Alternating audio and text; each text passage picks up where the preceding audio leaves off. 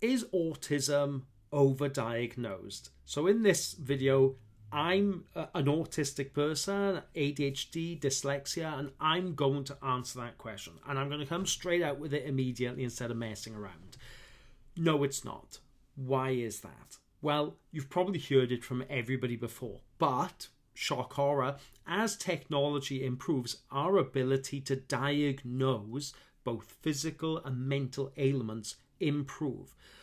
But what that also means is that we become more aware of an illness because we are aware of how to diagnose it. Our knowledge has improved.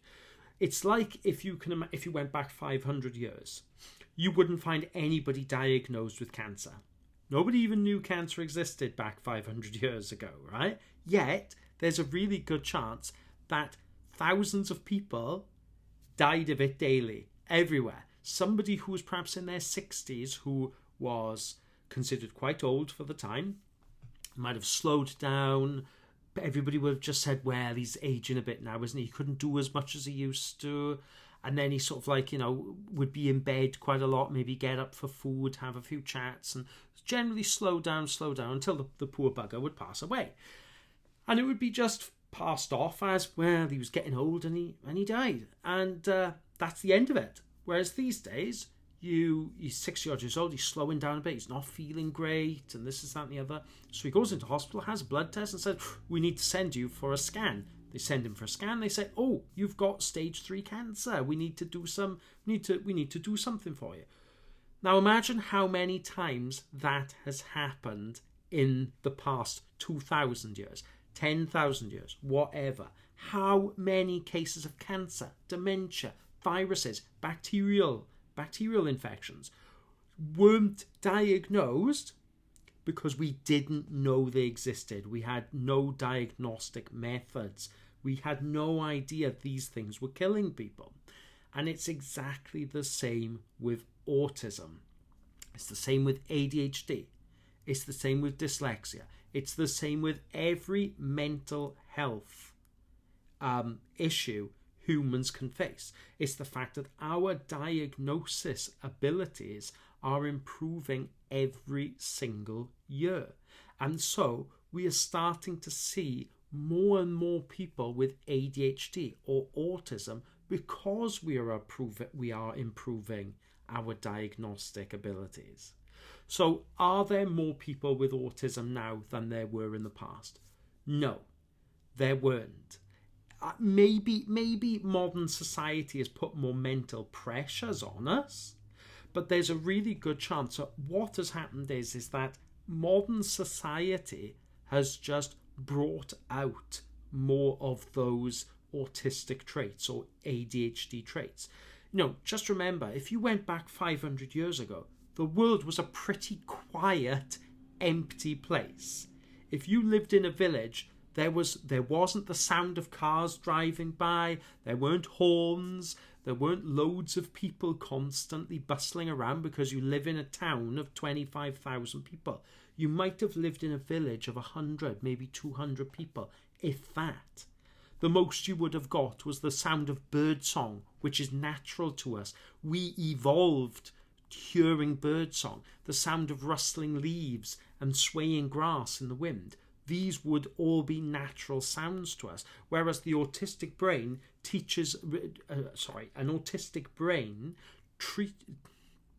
even say the right word. It treats, there we are, it treats sounds like horns like a lion roar. So we immediately feel that sense of fear, that sense of anxiety. And you imagine what it's like then living with that constantly, those sounds, those unnatural, dangerous sounding sounds. So autism has probably always existed, and it always will exist, or it will exist for hundreds of thousands of years until we evolve past it. But the thing is that it's not overdiagnosed. I would say, if anything, autism is massively underdiagnosed.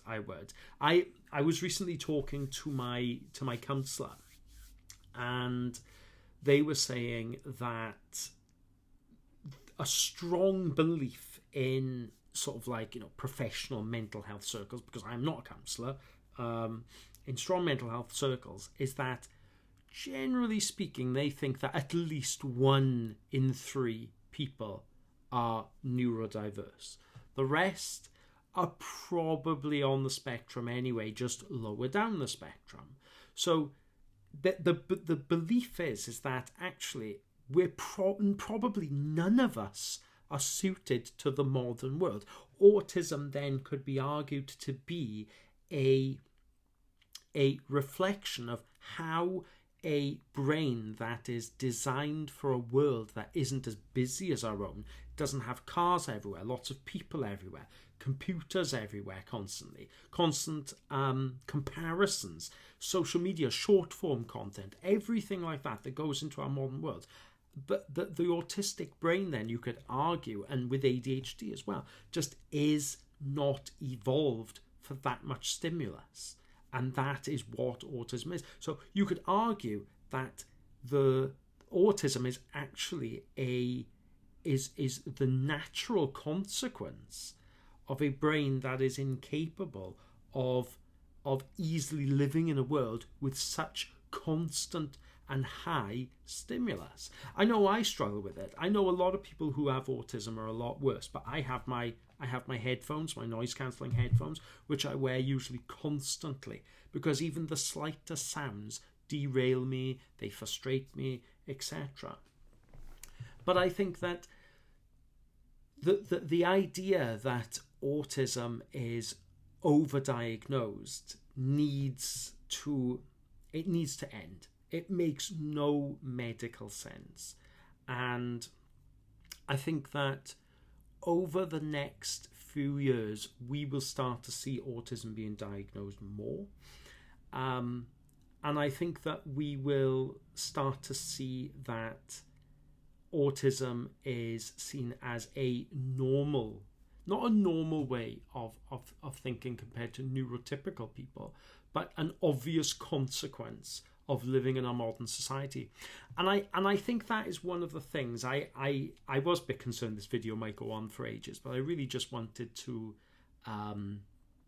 explore this a little bit. Like I said, I'm not an expert, it's just my opinion on it. But I do think that with autism and ADHD and neurodiverse, I think that the fear is for most of the world, for the people at the very top of society, governments, the elite, etc. I hate using that word, but you know what I mean. Is that the reality may be that the vast majority of us are masking to fit into a world that doesn't naturally suit us.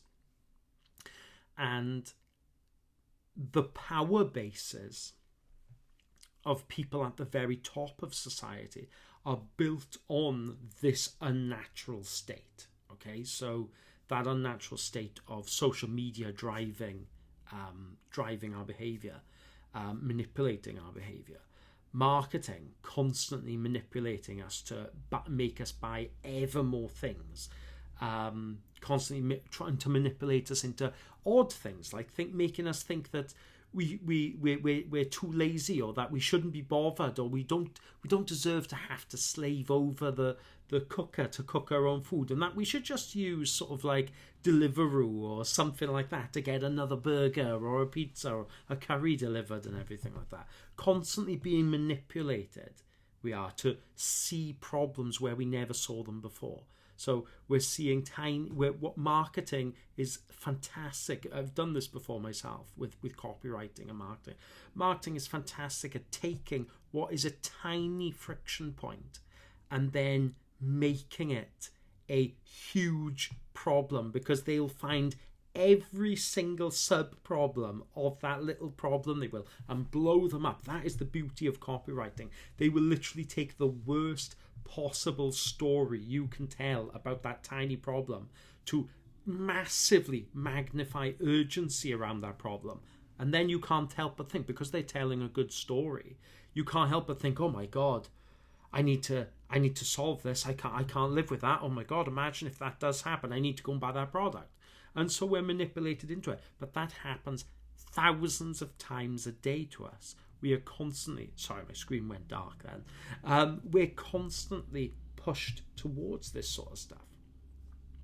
And I think that the autistic brain struggles with it. I recently went down to watch Llanelli Scarlet's play in Llanelli for the first time. I am not fond of large groups, and had to basically get out of there because of anxiety and everything. I find that those busy environments almost impossible to sit through. Like I said, I feel faint. I'll vomit, for example. Anyway, there are so many ads,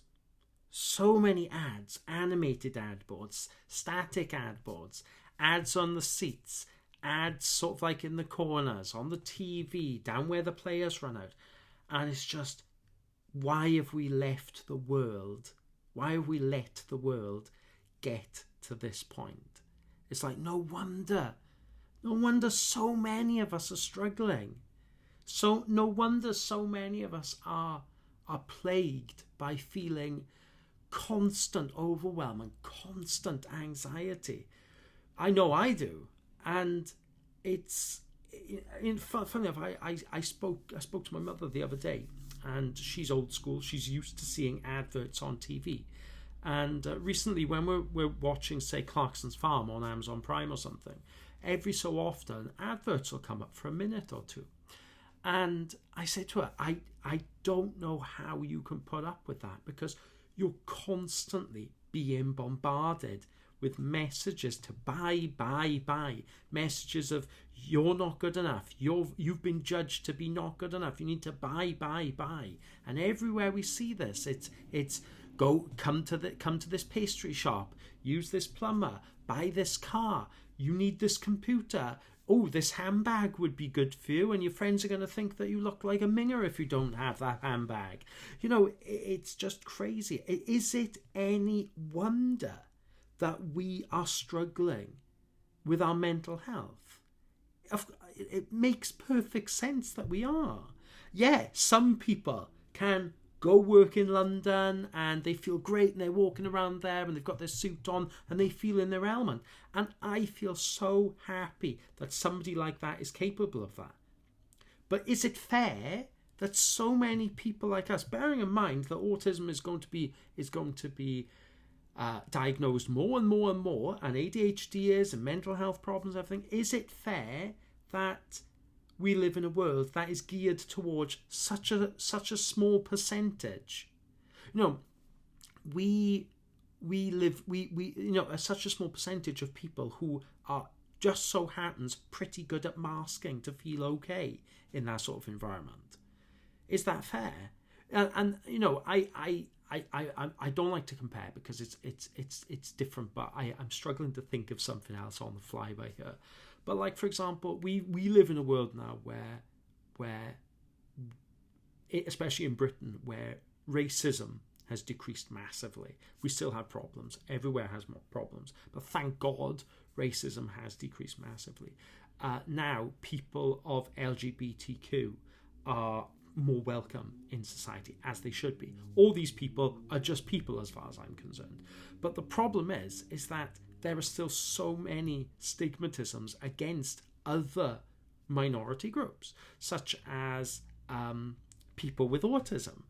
And it should be a case of that society should make it just as easy for somebody like myself, somebody like yourself, to contribute without having to constantly feel utterly broken and drained and burnt out, because we have to mask our way. We have to pretend that we're okay. We have to pretend that we're normal, which I can't stand saying because I feel like I'm normal to me.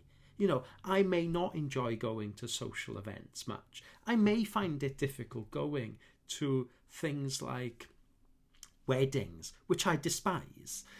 I may not enjoy going to the cinema because the sound of people eating their food goes through me, right? But it doesn't mean I'm not deserving of a good, happy life. It doesn't mean that I or you are not deserving of a life where we can grow and contribute and develop and have a family, have a home, and actually feel like, yeah, do you know what? I belong. Because at the moment, the world kind of makes people who are neurodiverse feel like, yeah, you're a bit of a burden. And that needs to go. And that is what I'm trying to build by here. And God, I am so bad at making these videos, I am. But it's like, I want to get better because I want to get this out there. I want, like, you've probably been able to tell, like, you know, it's... I want to try. I need your help. I need your help. I want to give my help so that people like us, people who have mental health problems, and remember, people who have mental health problems, a lot of the time it's the system that surrounds us that gives us these mental health problems. I want to help people actually succeed in a way that fits them. Whether it's building solopreneurships, whether it's about building small businesses, freelancing, selling on Etsy, I don't care what it is. All I care is that I want to help because that's what I feel like I should do. So going back to it, like I said, I'm still learning this. I've put up a load of shorts and it's a real struggle to stay on topic. I really should have like an outline up there and I go, oh, right, I'm on to the next point now. And I will get there eventually. Like I said, this is not easy by any chance because, do you know what? I cannot read a script to save my life. I've tried, and because of my dyslexia, I stammer constantly and fall over the words. So until I've developed a system, because I'd much rather take action first and mess it up 10 times and slowly build a system instead of just jump right in because I know I'll just do something different anyway. I want to try and help, but these videos are going to be a little bit rough around the edges to start with. For example, I cannot get myself to record on my iPhone wherever the thing is, because when I record myself on it, I look as if I'm looking to the side constantly, as if I'm looking over there, because the camera, I don't know, it's just, yeah, it's difficult anyway. So yeah, autism, we'll loop back around. Autism is not overdiagnosed. If anything, it is underdiagnosed because our ability to diagnose things is improving over time, just like how we didn't diagnose cancer 500 years ago. 50 years ago, we weren't diagnosing autism because we didn't know what it was. We didn't even know it existed, okay? We just, for whatever reason. So anyway, thank you so much for joining me on this video. And I know it's been 18 minutes, but you've done really well to stick around. And I hope to improve for you in the future because you deserve it. And I'll tidy these up eventually. I will create that outline. I am going to do this. I'm going to do it for me. I'm going to do it for you. I want us all to succeed, and we will get there. Let's do this. Come on. If you want to drop a comment down below, go for it. I'm trying to use that new ability on YouTube to send voice messages to people because I think that's cool.